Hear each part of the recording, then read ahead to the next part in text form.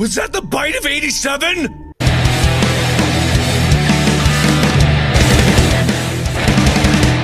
Hello everyone, and welcome back to another review. Today we're looking at number 5983, the Undercover Cruiser from Space to Police 3. This is the box art, basically. It's just the instructions. I kind of messed up on the footage here. Yeah, big mistake. I deleted it entirely, but yeah, we live with that. And Earth's in the background. What does that mean? Yeah, I accidentally deleted the footage of me just looking through the instructions. So my right hand is in a pile of Lego pieces right now. You didn't miss too much, I'm going to be perfectly honest. Here you got the instructions. The back is pretty boring, just white and blue. But you got the classic, don't play with your Lego in the carpet. Which I've learned, don't stick your Lego in the carpet, gentlemen. It can be bad. And here we have a very detailed panel showing all the action features, which it's kind of weird. It's in a different style than the whole other instruction manual. Don't know why they did that. And oh yeah, my favorite page, the mini catalog. Let's go. And I actually have most of these sets. I absolutely love them, especially Brick Daddy. What an iconic figure, at least in my opinion. I don't know why more people don't like this guy. He is so cool. And all these figures are pretty cool. Most of them are just recolors from the first year, but, you know, whatever. And I do have most of them except for the biggest one and the second biggest one, which is, you know, that's the thing. But I love this line. Black Hole Gang, the only real reason why this line means anything to me. Alright, let's get building.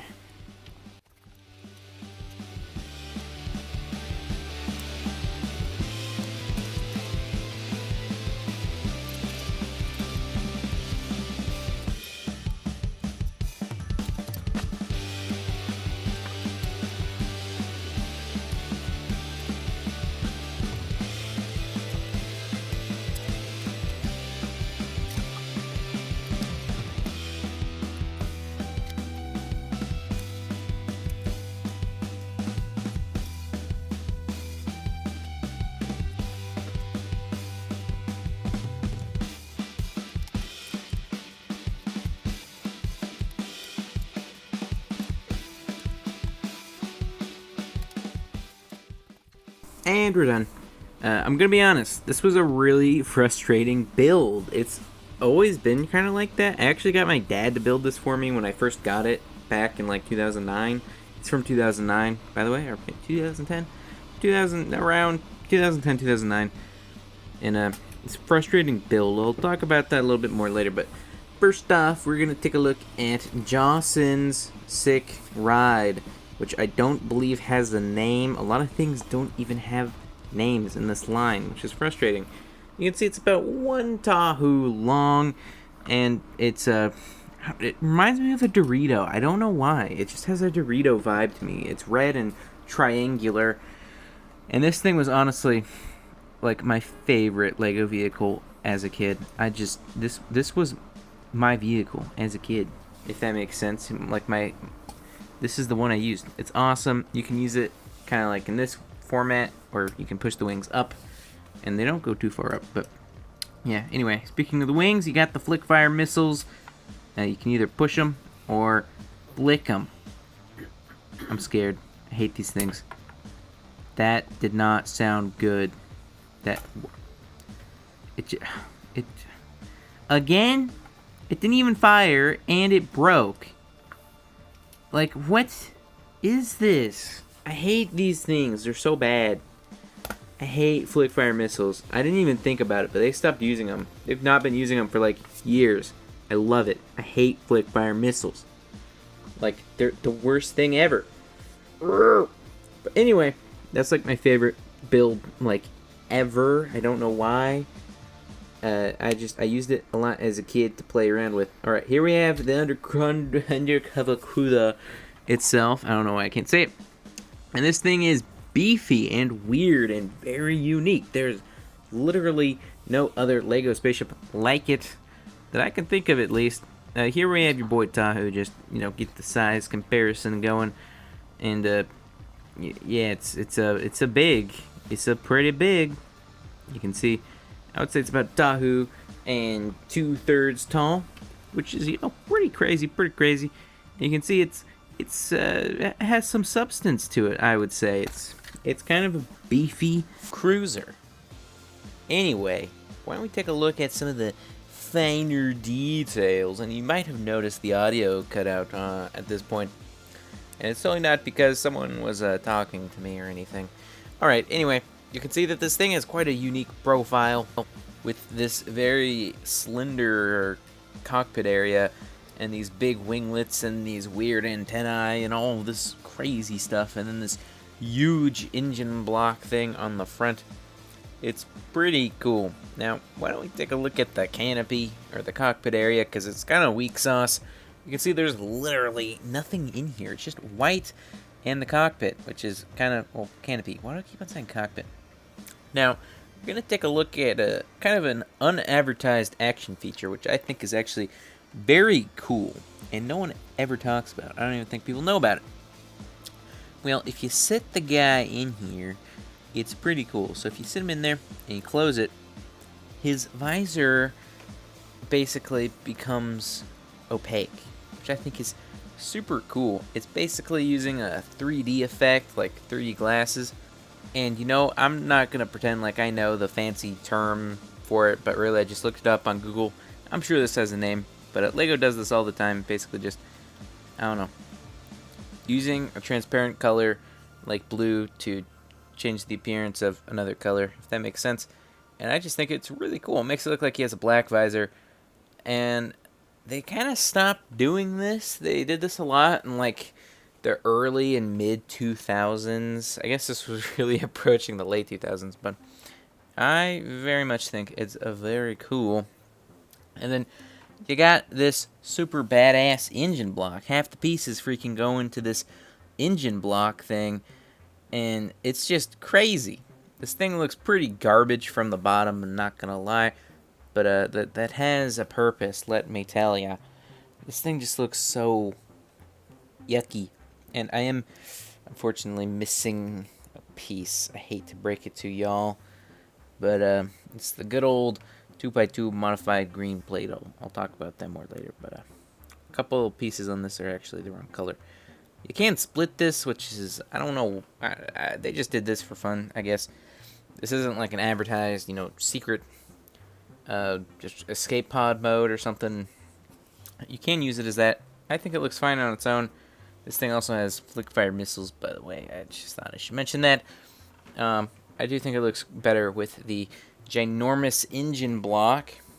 Very iconic, at least in my opinion. Now, why don't we take a look at the special action feature, the actual undercover cruisering part. So you just unclip the canopy, yes, unclip, and rotate it back until you can't no more, and then you take the back part and you plug it in, red on red, and boom bada bing, you got a totally different spaceship. And I think it's pulled off pretty darn well. I must say the antennae look a lot better, and you know, the cockpit really changes orientation, and just everything does, really. My biggest problem with this is the color scheme and these big, you know, construction stripey things, and the brown and the green. I think it looks kind of weird, and like it doesn't feel completely thought out, if that makes sense, because you can still see it. You can see the police and the undercover bits in both modes, and I don't like that too much. But mostly just shape-wise, it changes. You can just flip it back around, and boom, bada bing, you're back to the normal spaceship. I think that's super excellent. I do think this mode looks way better, but I digress. Now, why don't we take a look at the minifuggers? Alright, can you guess what this guy's name is? I don't like it. Agent, or Officer 15. What kind of name is that? What about Bill or George? Anything but Officer 15. I mean, at least he has some cool detail. He has these really sculpted, like, Batman pecs, which I think looks pretty cool, and he still has the police insignia on his chest. And, you know, besides that, he's mostly just a gray boy, dark gray boy, and he also has a very sculpted back. Kind of weird. The space police theme had some weird ass just everything. It's so weird. And here's that effect again. You can see it's pretty cool. And why don't we take off his helmet and take a look at his kind of boring face, honestly. This guy is just kind of boring. No offense to him. You can see it's a very like Lego City face, just kind of a it's a face. And here we have it. One of my favorite Lego minifigs ever. Jawson.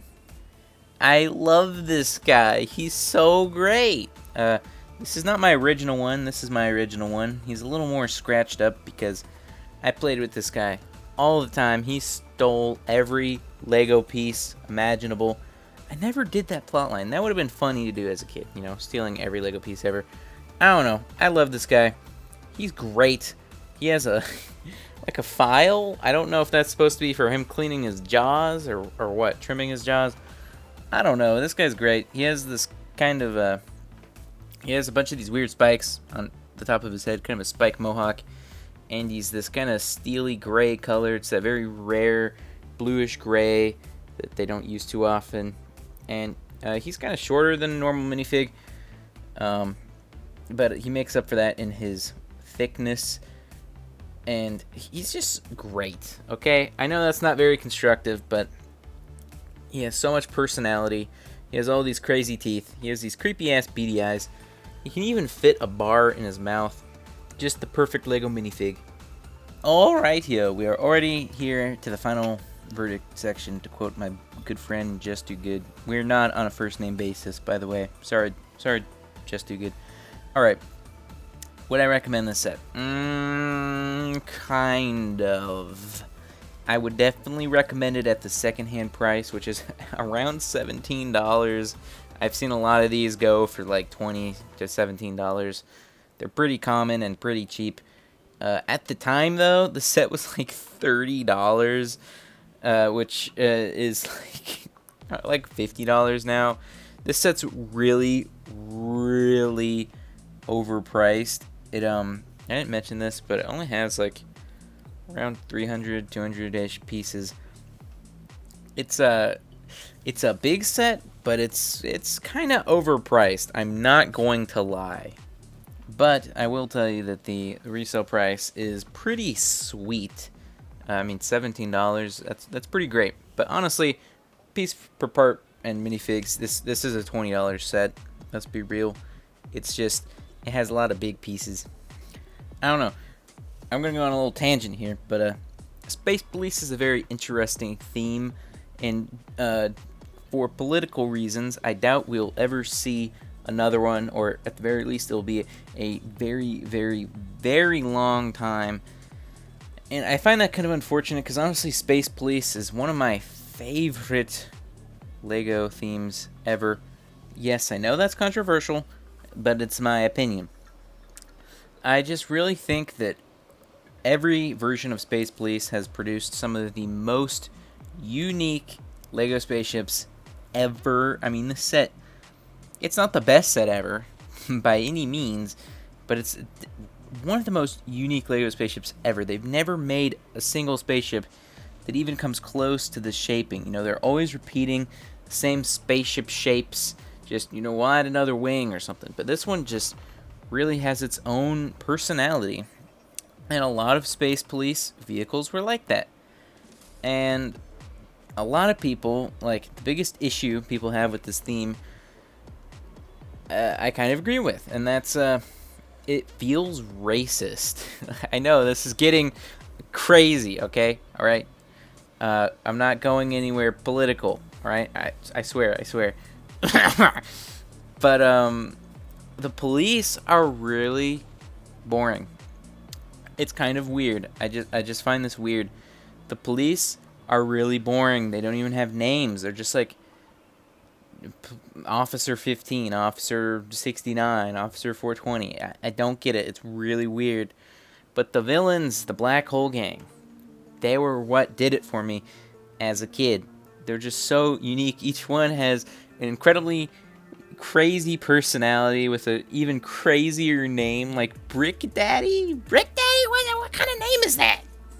And I really think that's what made the theme and what potentially earlier iterations of Space Police were missing. And I think a lot of people miss that. Like, the Black Hole Gang, they're a bigger part of Space Police than the Space Police. At least in Space Police 3. And I just find that interesting. I don't know. A lot of people bash this theme and really hate it. I can see that. It's very conflict in a boxy. This was the period in which LEGO was getting really hyper about that, where, you know, each set would come with an even amount of good guy, quote unquote, and bad guy, quote unquote, stuff. And this set's, you know, not too different.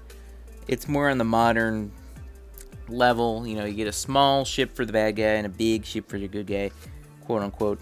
But I don't think that's a reason to hate a theme, you know, just because it's a conflict in a box theme. I really think with some editing they could do a Space Police 4 in the not too distant future, maybe next Sunday AD. I think it's a great theme, and one that I'm, you know, I feel like it gets bashed on a lot, and especially for political reasons, I fear will never come back. But I definitely can see where the you know, racist argument comes from. I'm not talking about real life, all right? We're not going there. But it is kind of weird that all of the bad guys are aliens and all of the good guys are really, really boring humans. I don't know. I had some very strange morals. But as a kid, I never thought necessarily that the Black Hole Gang were the bad guys. You know, they weren't drug dealers. They were, you know, common thieves, maybe trying to provide for their families. I don't know. All I'm saying is, I think with a little more sparkle, a little adjustment, I think this theme could come back and be a pretty cool and maybe even potentially educational tool, you know. I think it would be cool if the theme wasn't as aggressive. It feels very aggressive, and I think it would be cool if it was mildly changed up. And I feel like this set's a pretty good example of that. You get an undercover cruiser. It's not necessarily one of the crazy, you know, war machines from the other sets, but it's still cool, and you get this nice little vehicle on the side. I would recommend it. It can be overpriced at times. I would not pay more than like $30-$40 for it, honestly. But it's a great set, and I'm very nostalgic about it. So I would recommend it. And I think it's an important step in LEGO's history. That's all I have to say. So, peace out.